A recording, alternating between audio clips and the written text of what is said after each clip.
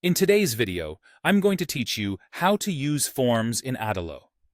By the end, you'll know how to add a form to your app, connect it to your data, customize the fields, and set up the Submit button so it does exactly what you need. Start by opening your browser and searching for Adalo. Head to the Adalo website and log into your account. Once you're in your project, forms live in the Components panel, so look to the left-hand menu for the plus icon labeled Add. Click that and drag the form component onto the screen where you want users to enter information. Place it where it makes sense in your layout. You can always adjust positioning later. Click the form you just added to select it. On the right-hand panel, you'll see options specific to the form. In the Form section, choose the data collection you want this form to connect to.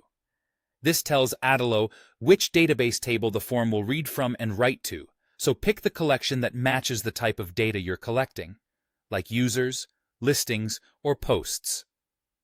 Next, decide whether the form should create a new record or edit an existing one.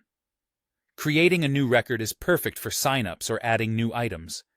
Editing an existing record is great when you want users to update something that already exists, such as their profile.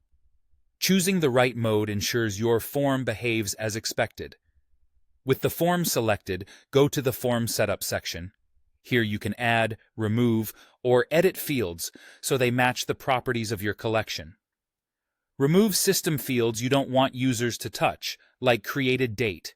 Then include meaningful fields such as name, description, or image.